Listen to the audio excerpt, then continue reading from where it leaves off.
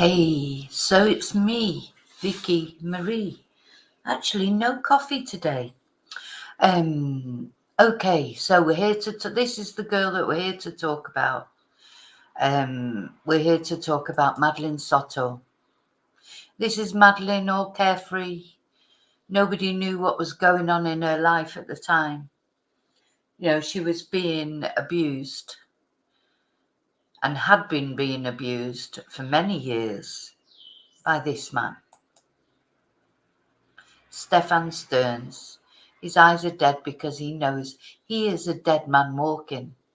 He definitely is a dead man walking. Okay, so first of all, I'm going to light the candle. Today's candle, although it's for everyone who's missing or anyone who needs it, is for Madeline. First thing I've got to do is find my lighter. Where's my lighter?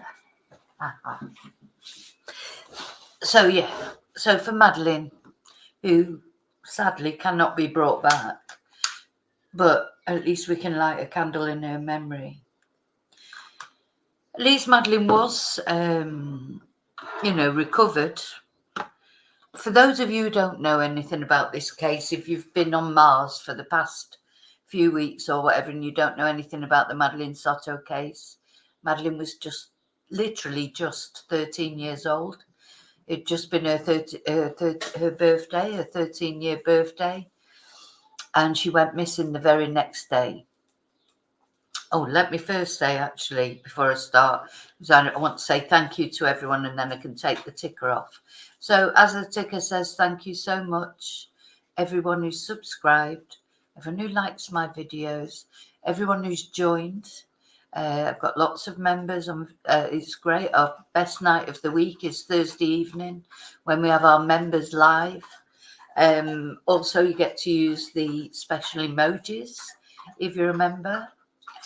And basically, more than anything, you get to support my channel, which is really appreciated. It's only $1.99 a month and it's cancelable anytime. So thank you to all you who have either joined already or gifted memberships. Lots of people gift memberships, which is very kind. Also, I want to thank everyone who's bought me a Ko-fi or sent me a super sticker, etc. If you've supported my channel in any way, shape or form, from subscribing, which is free, or to sending PayPals that people have done, thank you so much. Okay, let's get rid of that so we can concentrate on Madeline. So yeah, Madeline literally just had her birthday, and then oh, my dog wants to say hello. Oh, this is Riley. Now, if you remember, you'll have an emoji for Riley. Get down, get down. He likes to get on camera. Go on, get down. So yeah, she went missing the very next day. Her stepfather, sinister Stephan, as I call him, he was arrested almost immediately, even before Madeline's body had been found. Stephan was arrested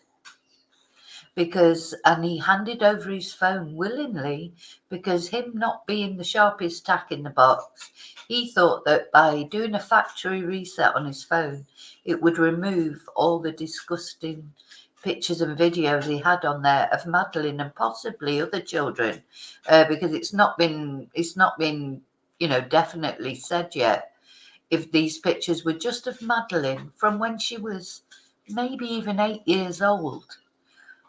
The disgusting pictures on there of her, and as I say, him not being the sharpest tack in the box, he thought that by saying he had accidentally done a factory reset on his phone, which, as we all know, is impossible to do accidentally, is even difficult to do when you're trying to do it. Of course, the police could still find these photos. So he was arrested almost immediately. And he was arraigned on 60 counts. 60 counts. He's supposed to have about 400 images, of children. in compromising situations, disgusting photos on his phone. I feel sorry for the trial, for the jurors in that trial, because they'll have to look at those photos. That will be very, very distressing. Anyway, luckily he was taken off the streets. He was arrested, and that was it for him for quite a while. Now, the police have took quite a long time to, everybody's been wondering why hasn't he been charged with murder? Because then about 3 days later, Madeline's body was found in like a wooded area, and the police had found CCTV showing Stephan Stearns had, because he was supposed to have taken Madeline to school, and supposedly she slept all the way, but the police believe she was actually dead in the car at that point. So they had CCTV of that, of him driving with Madeline in the car, but they think she was dead. And also they had CCTV of him disposing of items. He was, in the bin, Madeline's items, school items. Also, he was seen around the deposition site. So, it seemed fairly obvious that he had murdered Madeline, but the police have taken all this time. It's been about 2 months, taken all this time before they've finally now charged him with murder. And everybody's been wondering what would happen, because there's a lot of aspersions cast on Madeline's mum, Jen Soto. People were sort of half expecting an arrest maybe there, because if nothing else, she did say, come out and say that he had taken Madeline to school that morning. So the jury's out a little bit on Jen Soto. Was she involved? Did she know about it? Or was she completely taken in by this guy who is an arch manipulator at the end of the day? Anyway, first of all, let's just have a look at the press conference, because then suddenly yesterday was a strange day, because Stephan had was supposed to attend court for the first time. Anyway, didn't turn up. And all that happened at that court day, we watched it live. Well, there wasn't much to watch, but we waited live. And it was announced that the trial, which was originally supposed to be next month, literally within a couple of weeks, has now been moved to August. And it's been moved to August the 19th. That's when the trial will be. And the pre-trial hearing is the 10th of July.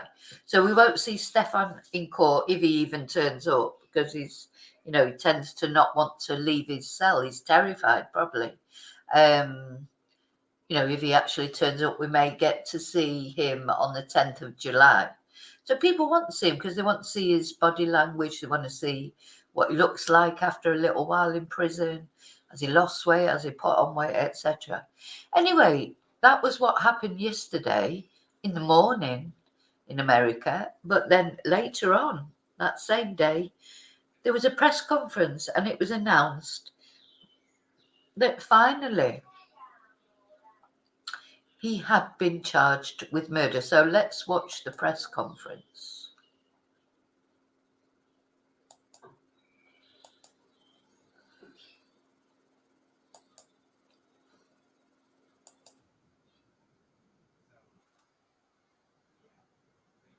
Try and fast forward it so when it starts.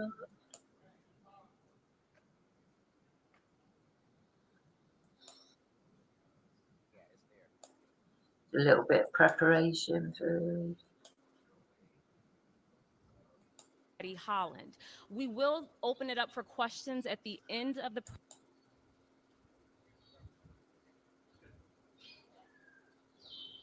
I have two speakers, State Attorney Andrew Bain, followed by Kissimmee Police Chief Betty Holland.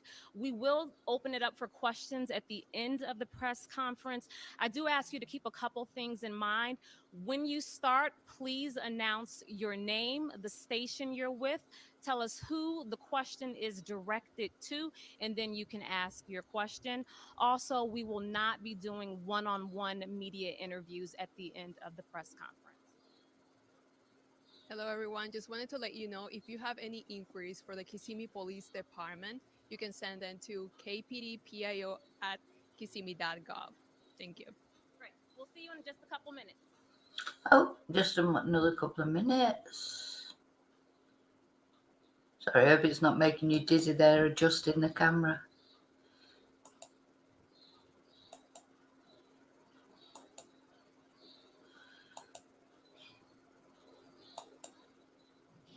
Gosh, where are they?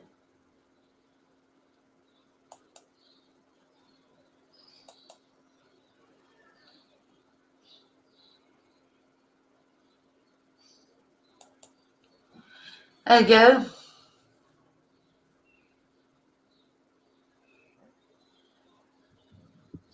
Sorry. All right, good afternoon, everyone. Thank you for coming.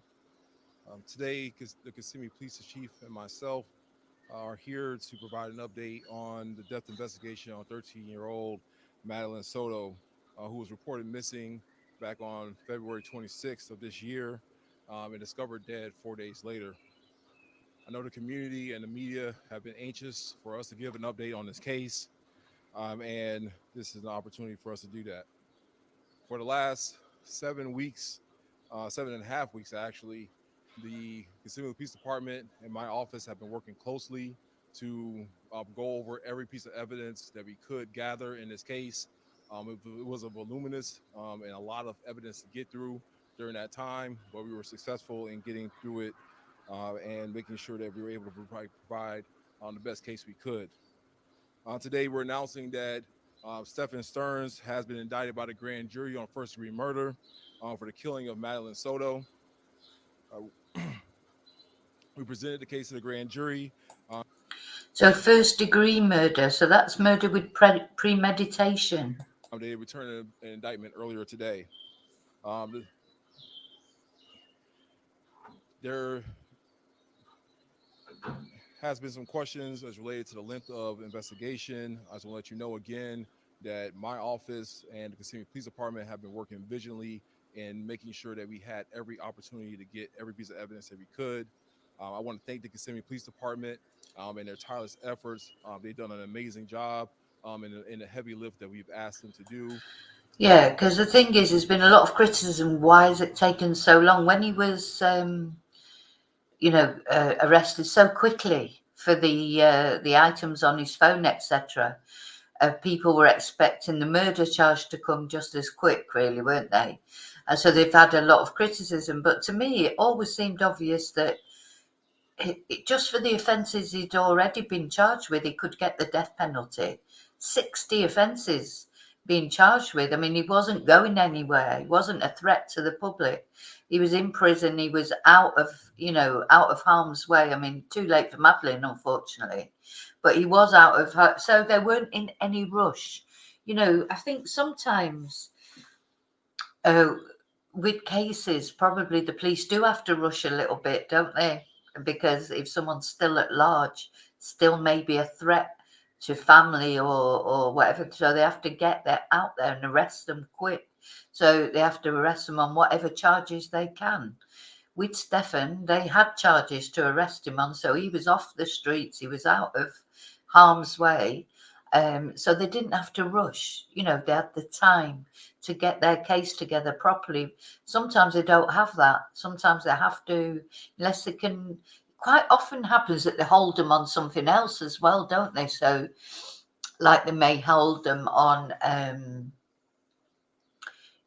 even a traffic offence or something, or possession of marijuana, or some say if they can find anything to just get them into custody, then they can start like the proper investigations. But of course, what Stephan was already arrested for was already serious enough to warrant the death penalty in that state. So even if he was never charged with murder, he could still have been given the death penalty. Anyway, we don't know yet whether the death penalty is going to be one of the possibilities for Stephan. There probably will be a little bit of plea bargaining going on, I would imagine. But because he won't want the death penalty, he's a coward. He'd be terrified of the death penalty. He'd be quite happy, probably. Well, not happy, but sitting in prison for the rest of his life playing video games. That's not much different from what he was doing anyway, except now he hasn't got a little girl to abuse. But anyway, so yeah, there was a lot of criticism, but personally, I understand completely why they waited so long. As well as the prosecutors that have been assigned to this case, and making sure that we got every piece of evidence reviewed and gathered in this case. While death investigations usually take around 5 to 6 weeks or longer, we were able to get this one done relatively quickly and get the case to the front of the grand jury, like I said earlier today, to return the indictment against Mr. Stephan Stearns. The death penalty in this case, we have not decided to what decision we're going to make in that case.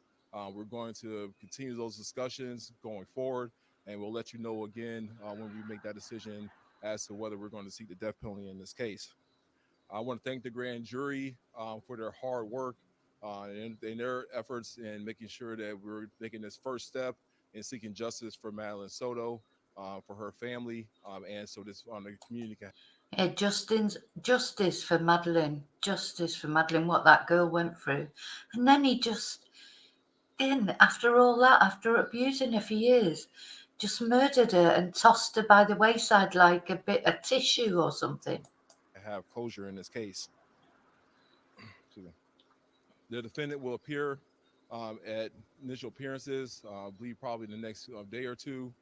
Then the case will proceed down its normal path, and we'll try to keep you abreast of how the case is moving, as well as you probably ask us questions to make sure that we are providing that proper information to keep you abreast of how the case is going down the normal path of the criminal justice system. I'd like now to introduce Chief of Police Betty Holland, and for her to provide comment.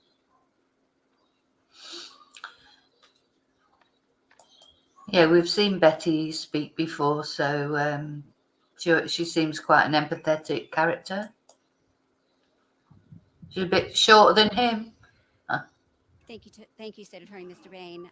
Good afternoon, everyone. I want to thank the investigators and the other agencies that assisted us in uncovering the evidence to move forward with this case. We know this case has gained significant public attention because Madeline had just celebrated her 13th birthday and was just a child. The evidence shows an individual that was entrusted to keep Madeline safe made calculated moves to dispose Madeline's belongings and place her body in a wooded area before she was ever reported missing. For the 4 days following her disappearance, the entire community was actively looking to find Madeline safe and alive. Tragically, on March 1st, Madeline's remains were found. Our detectives have worked tirelessly to piece together the events leading up to Madeline's disappearance and death. With the collaboration of the state's attorney's office, we prepared the case for the grand jury that was heard today. The grand jury determined that our department secured enough evidence to obtain a first-degree murder indictment. We appreciate each grand jury member for their careful consideration. We want to thank the diligent work of the state's attorney's office, the medical examiner's office, and our other law enforcement partners who assisted with this investigation. Your expertise and dedication were instrumental in uncovering the truth. The indictment signifies a crucial step forward in our quest for justice and a testament to our commitment to honoring Madeline's memory. We will now take questions. This is going to be really, whenever they do these press conferences, I just think that the sound, even from them, wasn't brilliant. And then when the questions are asked, you can never hear the questions. Right, I'm going to defer to the state's attorney. Good afternoon. Although an indictment has been returned this afternoon, it is still an open and ongoing criminal investigation. So much of this information cannot be disclosed until Mr. Stern's attorney, if he does so, elects to participate in discovery, and then all of you in the media know how to go about seeking information through public records.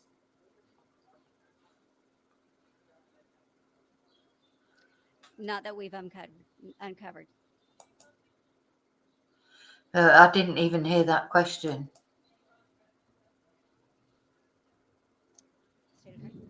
Again, all questions about the facts of the case are not subject to disclosure because of public records laws at this time. Once his attorney participates in discovery, then you can make public records requests through your normal channels as you do in other cases. I think you'll find that this, he has to say that about 2 million times.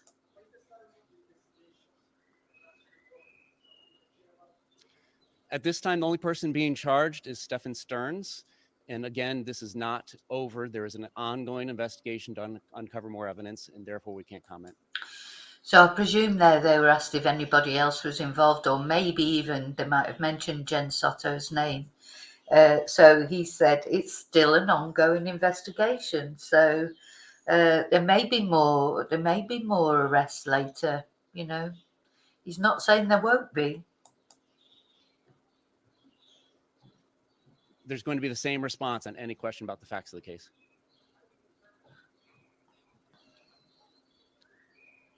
Through the facts of the case.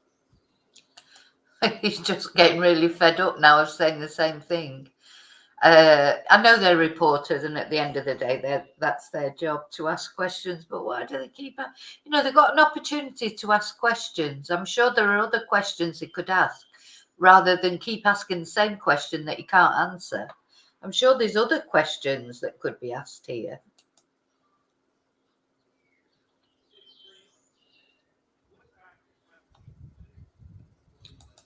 Nobody wants to ask Betty anything by the sound of it.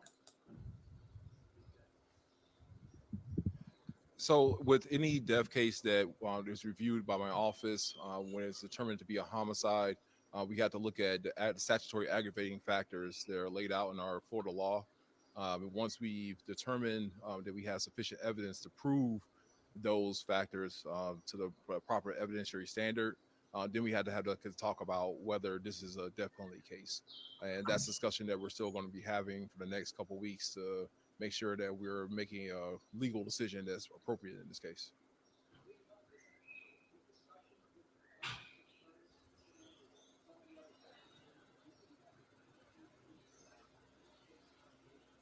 I'll leave that for Mr. Will. Cannot comment on whether Mr. Stearns has been doing anything. He has counsel. And as far as plea offers, no, there are no plea offers made on the open case.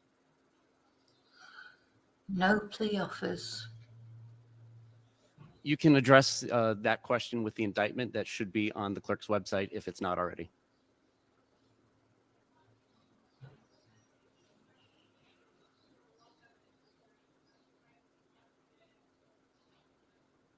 I'm going to have to defer to the state's attorney. Again, any question about the facts of the case, it's going to be the same answer. Once his attorney participates in discovery, the public records laws change, and you all will be able to get a lot of that information.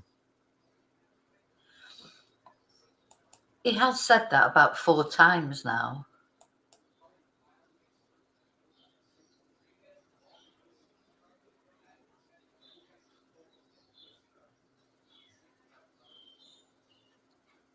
As far as the 60 counts that are already filed against Mr. Stearns, that is solely involving Mr. Stearns as a defendant. There you go. So as far as that was a good question.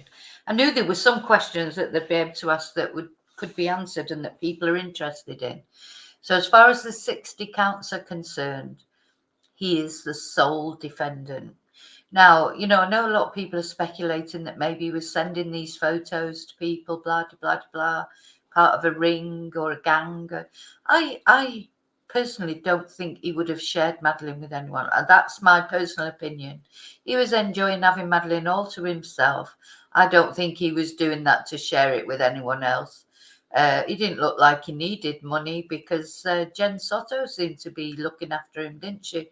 He's like the man baby that she was looking after. Never. That's how that whole relationship looks to me. Jen's like the mum to him, you know, and she's like probably totally, you know, and to be honest, he probably love bombed her in the beginning, and you know, he'll have made a beeline for Jen because he wanted Madeline. And probably Madeline was the reason that he ever got involved with Jen in the first place. And Jen was, you know, they're vulnerable, you know, whatever people think.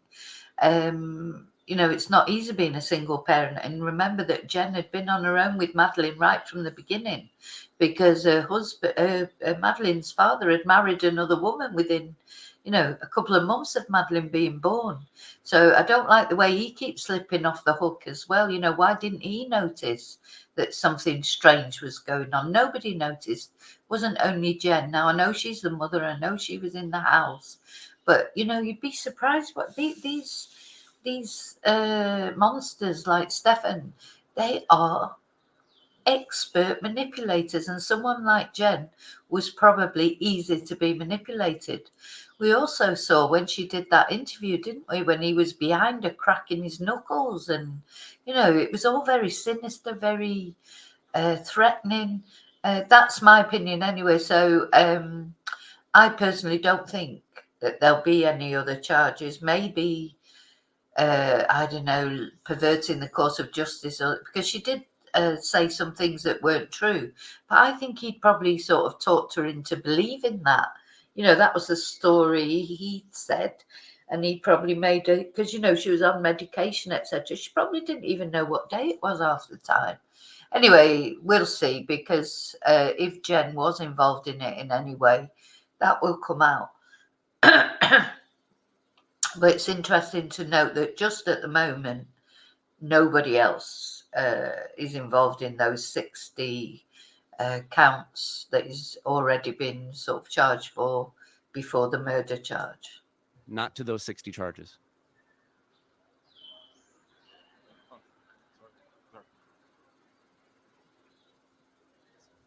It's a family working with an investigation. It's an ongoing investigation. Can't comment on who's working with us. Okay. This will be the last question. I'll let you get that in. What was it?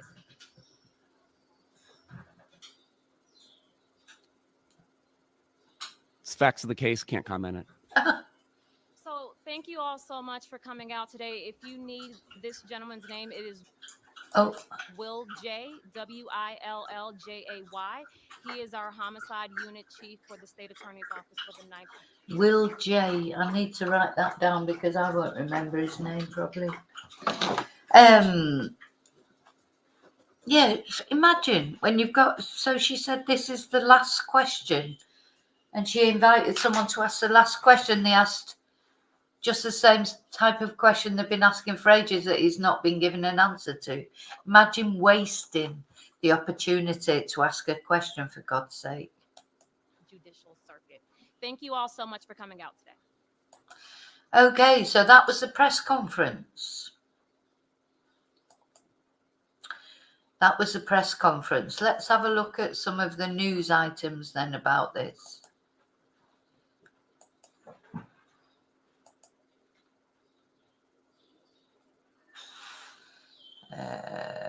Where are we?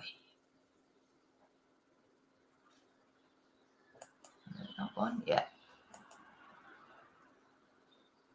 Let's get you live into the presser. 7.5 weeks, actually. The Kissimmee Police Department and my office have been working closely to go over every piece of evidence that we could gather in this case.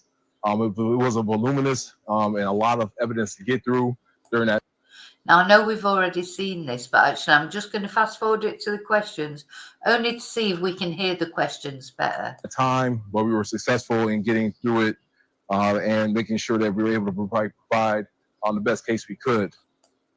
Has been some questions as related to every piece of evidence that we could. I want to thank the Kissimmee Police Department and their tireless efforts. They've done an amazing job in the heavy lift that we've asked them to do, as well as the prosecutor. Sorry, I put it on now because of the pictures of Madeline. It's nice to see the pictures of her, bless her. That have been assigned to this case and making sure that we got every piece of evidence reviewed and gathered in this case. While death investigations usually take around 5 to 6 weeks or longer, we were able to get this one done relatively quickly and get the case to the front of the grand jury, like I said earlier today, to return the indictment against Mr. Stephan Stearns. The death penalty in this case, we have not decided to what decision we're going to make in that case. We're going to continue those discussions going forward, and we'll let you know again when we make that decision as to whether we're going to seek the death penalty in this case. I want to thank the grand jury for their hard work.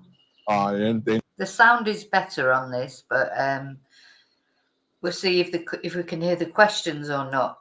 their efforts in making sure that we're making this first step in seeking justice for Madeline Soto, for her family, and so this the community can have closure in this case. Moving, as well as you probably ask us questions to make sure that we are providing that proper information to keep you abreast of how the case is going down in the normal path of the criminal justice system. I'd like now to introduce Chief of Police Betty Holland, and for her to provide comment.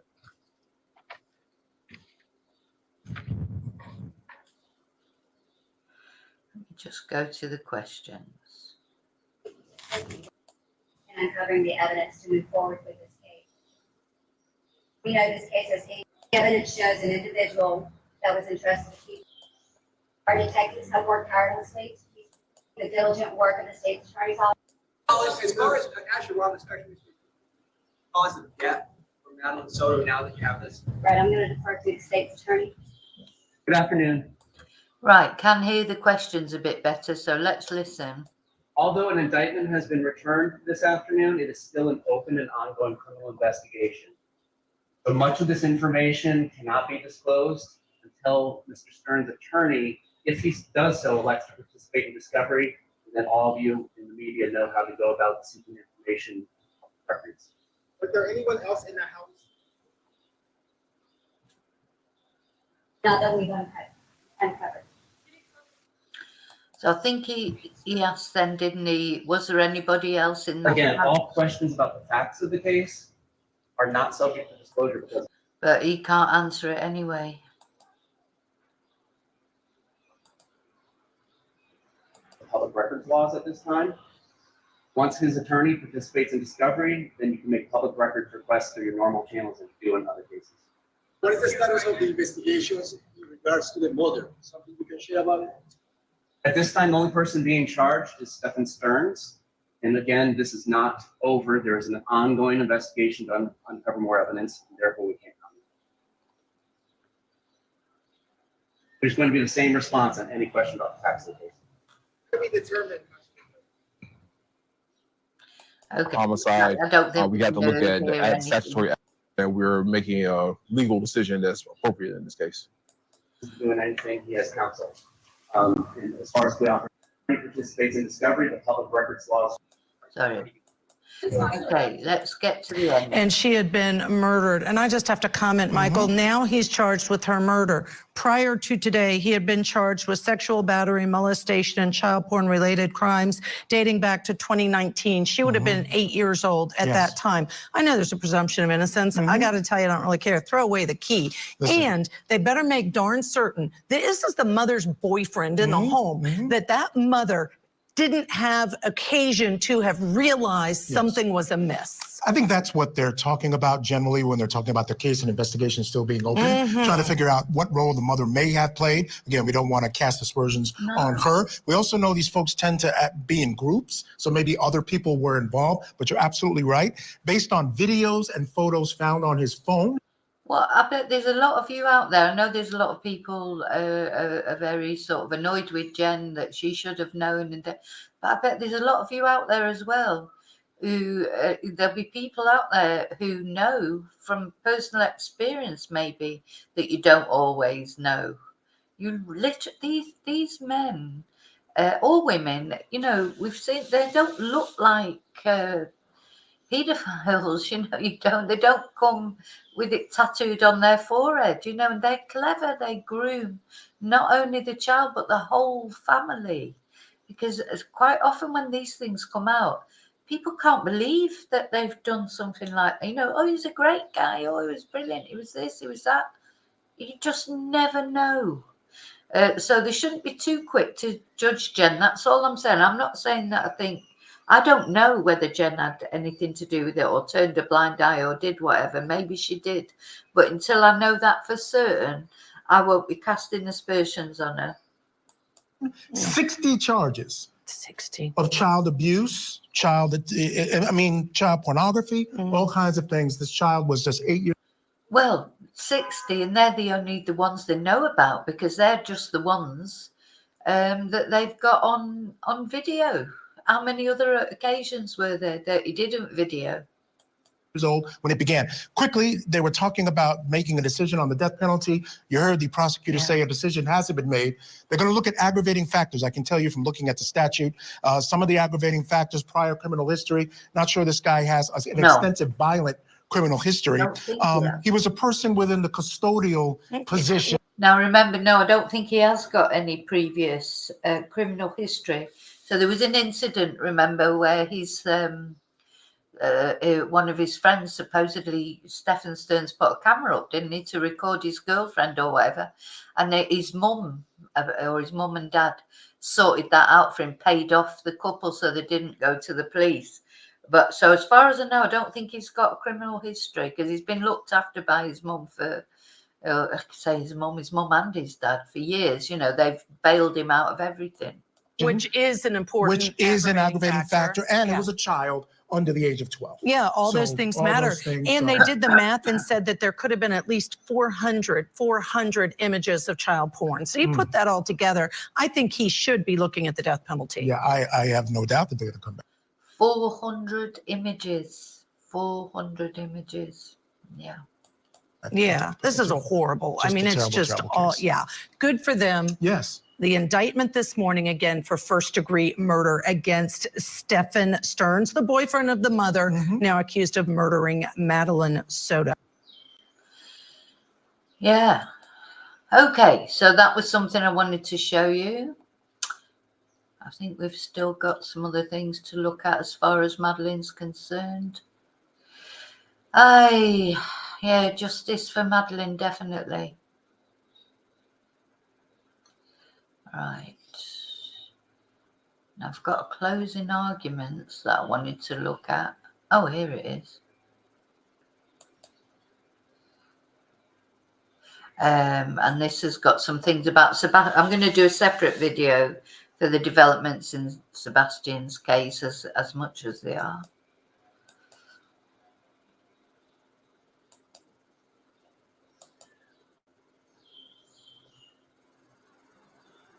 Madeline Soto had just turned 13. She had just celebrated her birthday at a family party, but the following morning, she never made it to school. Her mother reported her missing on February 26th. The search began and ended when she was found dead on the side of the road. That was almost 2 months ago. And now tonight, huge breaking news. Stephan Stearns has been indicted by the grand jury on first-degree murder. Stephan Stearns, the boyfriend of Madeline's mother, has now been charged with her murder. The same man who's been indicted for allegedly sexually abusing and photographing his abuse of Madeline. Tonight, we'll take a look at all the new details revealed by law enforcement and look at the role of her mother in the prosecution of this case as we continue our investigation into the tragic life and death of Madeline Soto. I'm Vinny Politan. Thank you for joining us tonight. Big news that hit late this afternoon. Big news in the big story we've been covering. We're talking about Madeline Soto and what her story's tragic, period. I mean, tragic. Capital T, however you want to say it. And you think about her life and what she endured during her life. Being a victim of sex abuse, not being protected. Writing to her friend, and this is no accident, writing to her friend, when I turn 13, I want to go live in the woods. Because home was not a safe place for her. She knew home was not a safe place for her. Yeah, and I do think her 13th birthday, so this quite often happens, it was a big turning point. And, you know, there are two possibilities that might have happened to trigger this, you know, because if he's killed her, it's because he's angry for some reason, I think, obviously. He wouldn't have killed her just, you know, if everything was going swimmingly. He was enjoying her, he was enjoying. So when she turned 13, it just makes you wonder, did she turn around to him and say, right, that's it, I'm not a child anymore, I'm not going along with this? You know, was she getting her personality, like getting a bit strict, you know, getting it? Or, you know, people have speculated, again, it's speculation, that she may have been pregnant and that she may have wanted to keep the baby, and he might have, you know, snapped for that reason, because would he have been telling her, oh, I don't know about that. I mean, it's possible she was old enough to be pregnant. If she'd started a menstrual cycle, she could easily have been pregnant. But or was it a sort of, I know this sounds funny, but I sort of hope that it was she'd turned round to him and told him to get stuffed, basically, because, oh, bless her. Why did she not talk to her dad? She, you know, this, you know, dad's sort of saying, oh, what a fabulous relationship they had, and her stepmom saying the same thing. And what? So why could she not talk to them? If she couldn't talk to her mum, because he would have, you know, he would have very successfully managed to convince her that if she told her mum, you know, that bit, her mum won't believe it, break the family up, it'd be this, that, and the other. I expect that was, you know, quite easy for him to convince her. But why didn't she tell her dad, I wonder? Why didn't she tell her dad anyway? She didn't, but had it, so that birthday party, something came to her head, didn't it? He probably decided that although it was her birthday that day, he would have his birthday present. Maybe she turned around and said for the first time no. So she said to her friend she wanted to go and live in the woods, bless her. It's a shame she didn't just go to, I mean, why did she feel she couldn't tell anyone? This is what really upsets me, because of course she had a grandma, she had a big extended family, her auntie, her dad, her stepmom. You know, why did she feel she couldn't tell anyone? For her. She understood. And now she was getting older. She was getting to the point, and I think she was realizing everything that was going on in her life, and it just wasn't right. And it wasn't right, and she was looking for a way out. But not this way. Not this way. The allegations against Madeline's mother's boyfriend are just vile. What he's accused of doing. You know, we throw around that term, worst of the worst, and it can come in different forms. And we see it here on Court TV in different forms. Think about this. Since she was 8 years old, prosecutors say, he's abusing her and memorializing this abuse with videos and photographs on his phone. And that he's just charged with the stuff that they found on his phone. What else could have potentially been happening to this child? And now today. Exactly. This is just what he memorialized, as he puts it, you know, that, you know, in those 4 or 5 years or whatever it was going on. How many other things did he do that he didn't take a photo of? The murder. So you look at Madeline's life, all right? Her mom and dad are never together, right? So she's with her mom. And sometimes that can be great. You know, that mother-daughter bond, you know, you and I together, we'll do it. I'm going to do everything for you. And yeah, dad is in the picture. Maybe he's not right around the corner, but he's in the picture and is writing and calling and all those other things, right? And then this creepy man enters your world. A man who targets your mother so he can have access to you. That's what the allegations are here. Make no mistake about it. But that then brings us back to mom. What about mom here? What about mom? To me, this is still the unanswered question about what she is thinking about this, what she thinks about the man accused of molesting her daughter, abusing her daughter. I mean, could she possibly be thinking that he's been wrongfully accused of that? They charged him because it's on his phone. On his phone. I don't think she'll be thinking he's been wrongly accused. I think, you know, who knows where Jen is at the moment and what's going through her head. But if she is innocent, this would be difficult for her, because she'd just woken up to the fact that her daughter has been murdered by her boyfriend, you know, and not only that, been abused for years. So if she is innocent, then that's hard for her to say. You know, you have to extend a little. Anyone who thinks it can't happen to them, I think, you know, the thing is it can.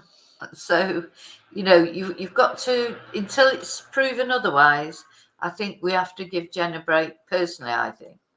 So I can't imagine that she could in any way be supporting this man, but we don't know. We haven't heard from her. I mean, if I heard that she was supporting him, like visiting him or anything like that, that would be it. That would be it. She can't be supporting him. She can't be. he could have had a mental breakdown for all we know. It's a lot to handle here. Yeah. It's a lot. A lot to handle. But what will her role be in all of this? Because if you're proving a case against this man, the number one witness, if I'm in the jury box, who do I want to hear from? I want to hear from her. She'll be the big witness, yeah. You know the accused, and you certainly know the victim. What can you tell us about what was going on in that house? But we're not sure. We're not sure what her role is going to be in all this yet. Hopefully we'll find out at some point, maybe at a probable cause, preliminary hearing, pretrial motions. Maybe she'll make a statement. Maybe she has an attorney who will make a statement. Maybe a family member will come out and say something, but we haven't heard anything. Yeah. And at the end of the day, let's not forget where we are. We're down in Central Florida, okay? We've covered big cases before, big cases that seemed pretty straightforward, cases that seemed to have a lot of evidence involving the death of a little girl. So the question tonight is, will she get justice? Will Madeline get justice? Which means the truth comes out inside that courtroom and the jury tells us what happened. Because that's not a guarantee. It's never a guarantee. No matter what you think now, no matter what I think now, no matter how you think the evidence is, until a jury comes back with a verdict, everything's on the table. Anything can happen. So let's get into this indictment. Oh my God, don't say that. Well, surely with those photos and everything. Well, that's why the police have taken so long to charge him. They've had the time and they've, you know, got everything together. And yeah, Jen may end up being one of the main witnesses in that trial. You know, and I feel for her for that. Do you imagine having to sit at a trial where you knew that your partner, the man you'd brought into your house, had not only abused your daughter, but ended up murdering her? That's a lot for Jen to cope with. Let me show you the words from the paper, because it's powerful. I mean, to be indicted for murder. The grand jurors of the county of Osceola do present that Stephan Michael Stearns, on or between the 25th day of February 2024 and the 27th day of February 2024, did, in violation of Florida Statute 782.04, subsection 1A1, from a premeditated design. This is very odd, I think, because on or between the 25th day of February and the 27th day of February. So why don't they know which day it was that it happened? It's very odd, isn't it? Anyway, and it also says, in violation of Florida statute, from a premeditated design. So they've got some evidence somewhere to show that he planned it. So it wasn't just, you know, say just, but, you know, it wasn't an argument that ended up in something. It was a premeditated design to effect the death of Madeline Soto. That's, oh my God, this is horrible. It's so horrible. To effect the death of Madeline Soto, a human being, unlawfully kill Madeline Soto. So we heard from the state attorney, who will be in charge of the prosecution of this case, whether he does it himself or has one of his prosecutors do it. it's likely the case, spoke today. Let's take a listen. All right, good afternoon, everyone. Thank you for coming. All right, I'm going to Today, the Kissimmee Police Chief and myself are here to provide an update on whether we're going to seek the death penalty in this case. Also in Orlando, Florida, you recognize him, retired judge of the 9th Judicial Circuit, the Honorable Belvin Perry. And finally, in Portland, Oregon, true crime live streamer Gray Hughes, who you can find on YouTube at Gray Hughes Investigates. He's been investigating this case as well. Great to see everyone tonight. Shannon, I'm going to start with you. You were there at the press conference today. Describe the moment, who was there, and what you learned. Well, there was a lot of media. Obviously, we had been waiting for this to come down for quite a while. We weren't sure that it was going to come so soon. We knew that the state attorney had a meeting with KPD. I think it was last week, but they weren't ready to file these charges. They had to send it to a grand jury. That grand jury then indicting. You look at that panel up there, that was the state attorney. There was also the head of homicide at the state attorney's office. And then one of the other prosecutors down there in Osceola County, along with the police chief. All of them have been in quite a lot of conversations about how to get to this point, how to do what they did today, is charge Stephan Stearns with murder. Any indication, because as you mentioned off the top, we've been waiting some time. Any information about what took this amount of time to get to, and does any of it include figuring out the cause of death? Yeah, so there's a few things here. Sources have told me there were multiple people inside. So remember that car journey, and he was just whinging about the conditions. Look, he just looked so pathetic and sorry for himself. Nobody feels sorry for you, Stephan. It's gone. It's all gone. I mean, look, he knows it's all over. This guy was actually a lot nicer to him than most people would be, I think.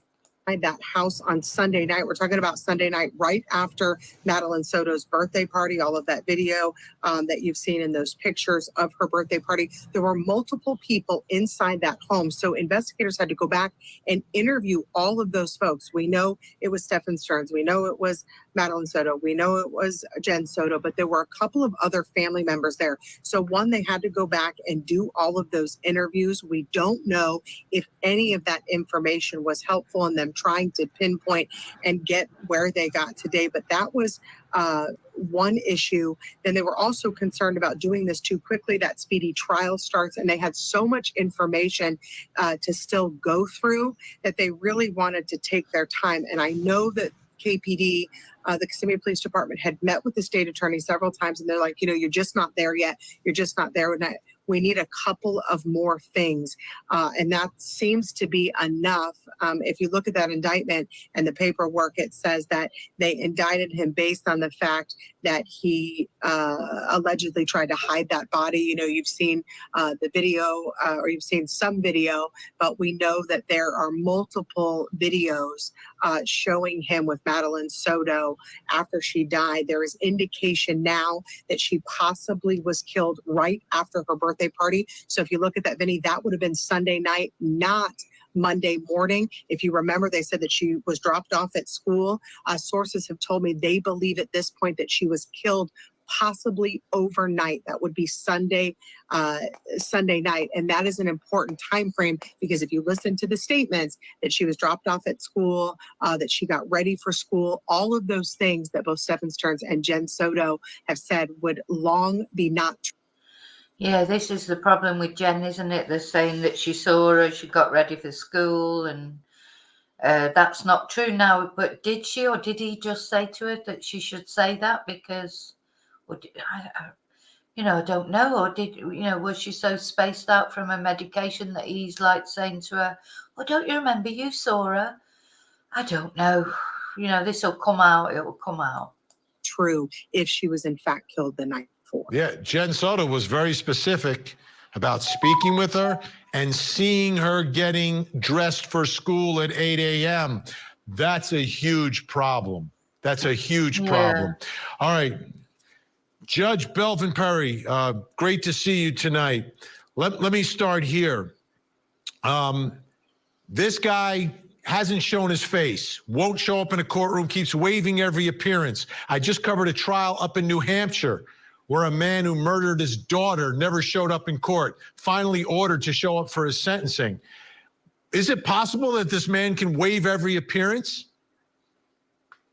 The answer to that is no, Vinny. He's going to have to be brought before the bar of justice, and the judge has the authority to order that he appear in court for those proceedings. I suspect that this man will be ordered at the appropriate time, other than arraignment, to be there at scheduled court appearances. Because if they let him bypass those appearances, he's going to turn around and use that as an avenue of appeal. Now, I want to ask you about speedy trial down in Florida, Judge. How does that work if this defense team says, hey, we want this done as quickly as possible? How quick are we talking about? In Florida, he has a right to come to trial within 180 days of his arrest.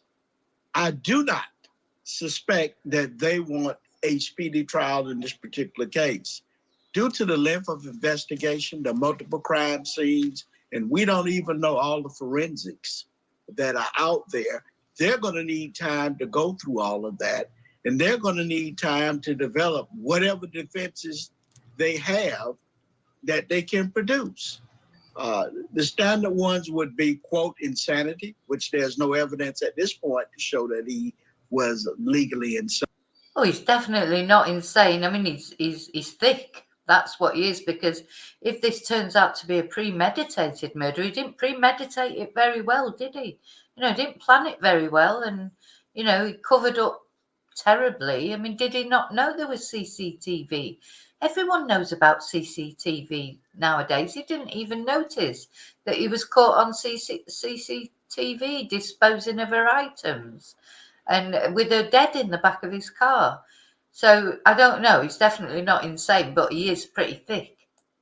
Insane, or some other person did it.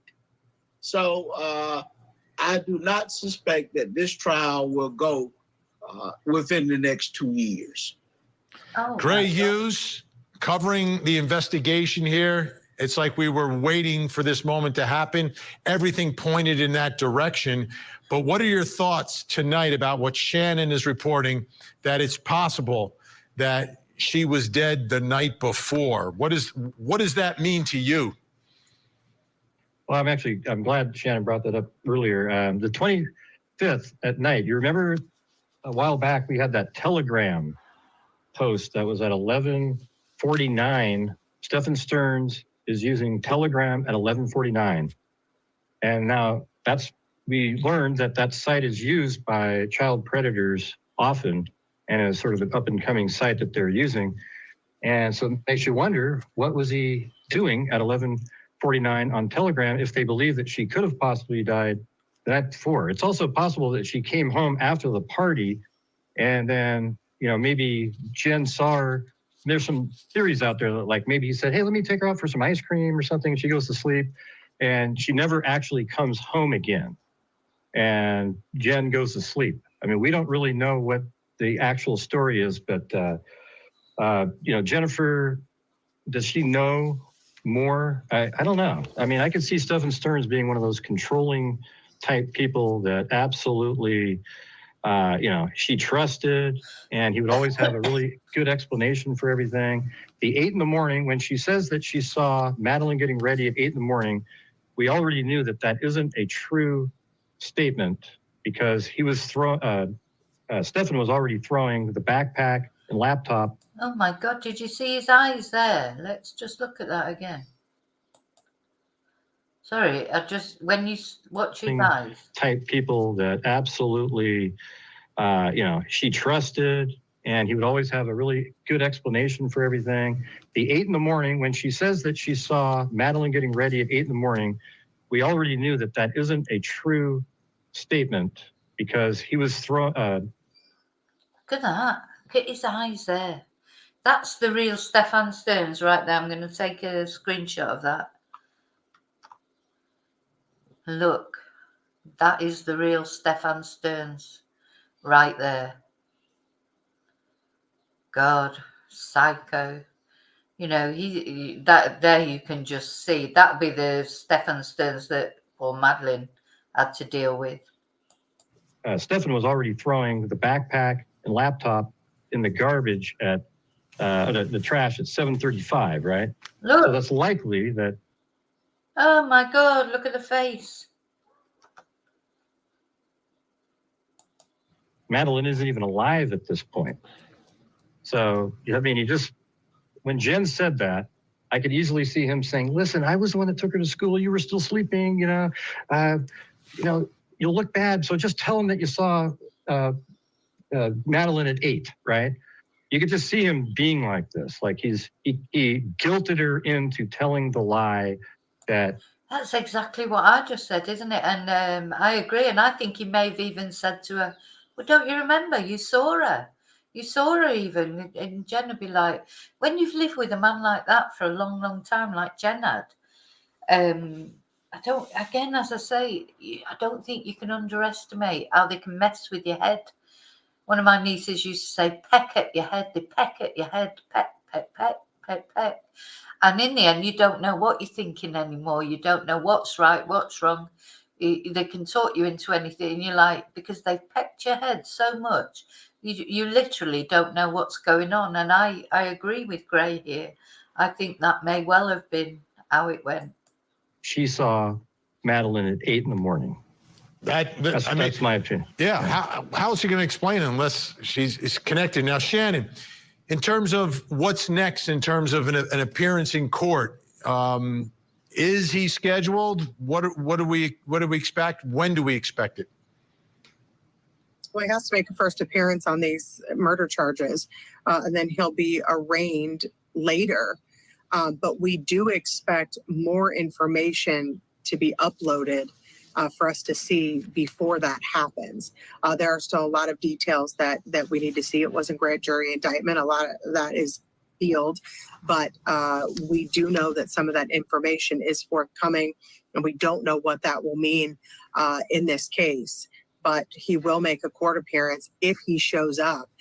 There was some indication from the state attorney today that going forward, he will have to appear in court because he hasn't. They've made it very clear that they intend to make sure that the judge requires him to be in court, but we'll see. Judge, I wanted to ask you about 2 cases now. So you've got all these charges involving the sexual abuse, and now you've got the murder charges. What does that mean? Is it possible they could be combined and put in front of the same jury, or are we on 2 tracks for 2 different trials here? There need to be on track for 2 different trials, and this is the reason why. These things predate the date of the homicide. One of the aggravating factors would be he has previously been convicted of a felony involving violence, i.e., the possibility of 8 counts of sexual battery upon a child. So those cases should go first, and then you will have the murder case teed up so they would have those particular convictions to use as. That's interesting, isn't it? So he's saying that they would try him for the the horrible sort of 60 offences, the things that he's got on his phone first. Then when they come to the trial of the murder, of course, then there will be aggravated. If he's been found guilty of them, there will be aggravating factors, and then he is definitely looking at the death penalty. Aggravating factors if they choose to seek the death penalty. Oh, I think they will. I think they will, but that makes a lot of sense. Okay, great news. All our guests are staying with us. When we come back, we're going to shift the focus more onto Jen Soto. What about mom? My 2 best friends were just murdered. Or it could be to collect more evidence against someone else for something related to all of this. We just don't know at this point. But it's a big question. What about Jen Soto? What about Madeline's mom? As you know, she did speak to WFTV, Shannon Butler's station. Here's some of what she said. We dropped her off at school, close to school. She wanted to walk the rest of the way. She was. You can see when she's telling this story, she's like, it's almost like she's been schooled to say, we dropped her off at school, near to the school. She wanted to walk the rest of the way. It's like a script, isn't it? This is what he's told her to say, I think. Spotted walking by the church, by the middle school, on the cameras. They saw her hang out in the parking lot for a little bit and then get up and leave. They didn't see a vehicle or. You know, that turned out to not be Madeline, of course. But, you know, she's sort of casting around in her head. She's been told all this. Look at her face. You know, I do think she's, to me, it came across that she was saying all that. She looks scared. She does look scared. But maybe I'm just imagining it. Or anything else. They just saw her walk away around 9 a.m. heading towards the school. But she never made it. What was the last thing, I guess, the conversation that you two had, you and your daughter? We spoke about her birthday party. She had a birthday party on Sunday. She had a great time. I couldn't make it because I was working, but she had an amazing time. She was so happy with all her gifts. Yeah, she's really shaking there, isn't she? You know, it's and she couldn't make it because she was working. We don't know the circumstances of the birthday, the full circumstances of the birthday party yet. Who was there? Who wasn't there? You know, was it that did he then end up taking her home? You know, we don't know all those details. But to me, Jen here, she looks terrified. She looks totally confused. And maybe I'm giving her too much rope, but there's something, you know, it's like she's holding something back, but she looks just totally confused and totally terrified to me. I told her good night, and yeah, that was it. Yeah, I don't know if I believe that either, because you know it's I told her good night, and yeah, that was it. It's God knows what's going through her head there. I was the one who took her to school in the morning. That was my partner. I wasn't the one who took her to school in the morning. That was my partner. And then she sort of looks up. So that's what he's told her. Yeah. In my heart, I feel like somebody took her. This isn't like her to just pick up and run away. I think she's almost hoping that somebody took her, because the alternative is that Stephan did it. And she can't face that. Or just not go to school. You know, I don't know what to think. She was last seen wearing a green hoodie, black shorts, white Crocs, a black JanSport backpack with gray hibiscus flowers on it. She got dropped off in the morning. We did not notice until after school pickup at 4 o'clock when I went to go pick her up, and she wasn't at school. Yeah, so he's told her he's taken her to school, and then she's gone to pick her up. I expect it was all dawning on her. Okay, Shannon Butler, I have two important questions which I don't know the answer to. That's why I'm asking you. Where is Jen Soto now? And where was she like the day of the party and that night and in the morning? Like, how certain are we of her whereabouts on the 25th into the 26th? And any idea where she is now? I do, at least where she is now. She is still here. And I know that because just about 10 days ago, Madeline Soto's father was here. We spoke to him, and part of the reason that he was here was to get some of Madeline Soto's ashes. So an attorney for Tyler Wallace, who's... There you go. That's the answer to the question we were asking. That surely she wouldn't have let Madeline's ashes go. But she's let some of the ashes go, which is fair enough, because the father would want some. So that seems, you know, that dispels that myth, that rumor that she'd let all the ashes go. Madeline Soto's dad did go and see Jen Soto. Jen Soto gave those ashes to his attorney, and that the attorney gave those ashes to him. So as of that day, which was, I think, the 15th or so, Jen Soto was still here. She was with family members. She answered the door and handed over those ashes. As for the 25th to the 27th, what we believe is that she was home. She was in the house. We know that she had to work, so she says, when the birthday party was going on. But at some point, she was definitely inside that home in the hours kind of surrounding what happened here. It depends on, which story of hers you look at. She had said, at one point that she was sleeping. Then she said she, saw her when she left for school. So that would place her in the house. Sleeping would have placed her in the house. Then she was working. So it's hard to know exactly where she was because her stories just aren't lining up. All right, Judge Belvin Perry, not only a great judge, America's judge, but also former prosecutor. Yeah, her stories definitely don't line up. Looking at this case, how do you see Jen Soto, the mom? Is she going to be the state's key witness in understanding, in allowing this jury to understand what's happening at home? Is she a suspect in anything? How do you figure out what her role will be here? First of all, Vinny, her demeanor and her affect is totally inconsistent with a mom whose daughter who has gone missing and she has no idea what happened to her. It is quite evident to me by all of the different stories that she has told that there may be some involvement. When did she leave work?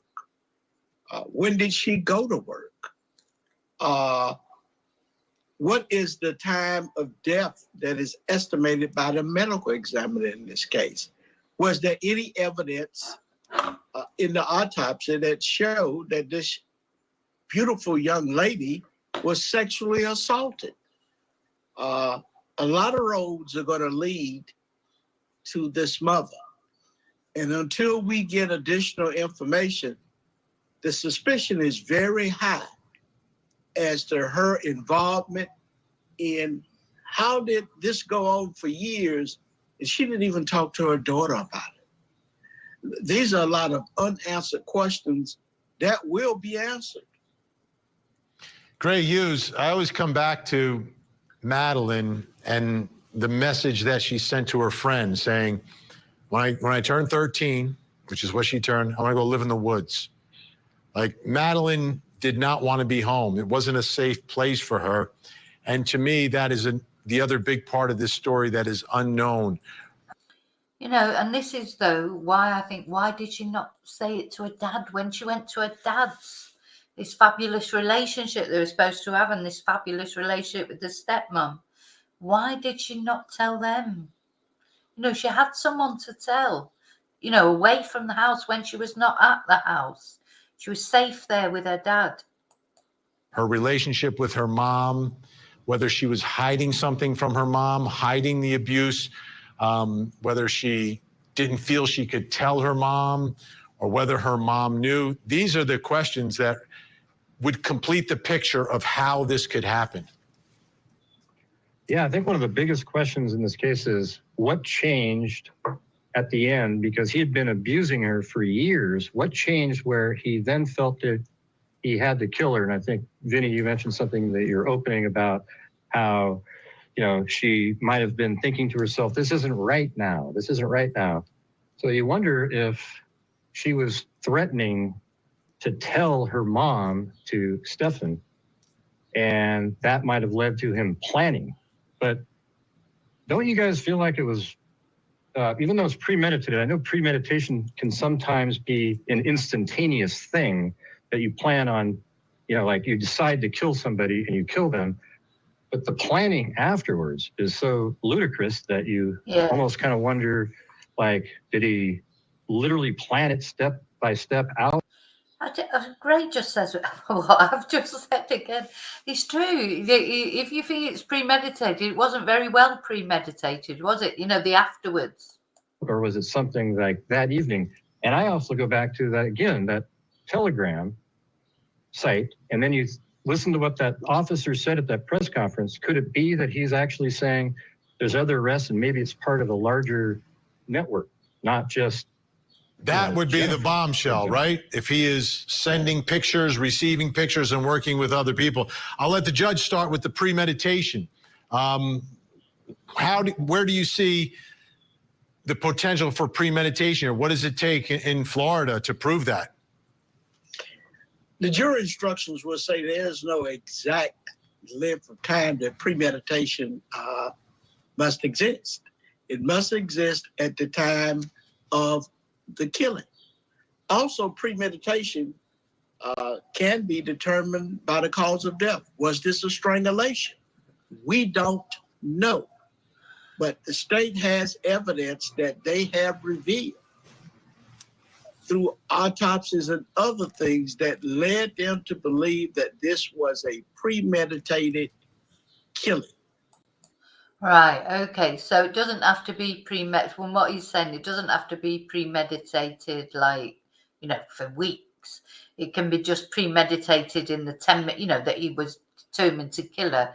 So whatever he did to her, because as he says, we don't know the cause of death, but let's presume it was strangulation. So that was premeditated to cause her death, not just to frighten her, not just to, some sort of sexual act or whatever. That the actual, it was premeditated to cause death. I think that's what they mean, what he's trying to say there. So it could have been only premeditated 5 minutes before. It doesn't have to have been premeditated, for a week or a day, or, it could literally be just suddenly he thought, I'm going to kill you. I'm going to kill you. And I knew someone who knew someone over in Scotland who was found guilty of murder, premeditated murder. Because they'd said it was a fight. They were in a fight and he punched the guy and the guy died. But the reason he was found guilty of murder rather than, sort of an accident, he didn't mean to kill him. I mean, they were fighting, but he didn't mean to kill him. But because just before that, he had said to the guy, I'm going to kill you. Like you do say things like that. People say that doesn't mean say they're really going to kill someone. But because he had actually used those words, he got done for murder rather than sort of manslaughter, and did a life sentence.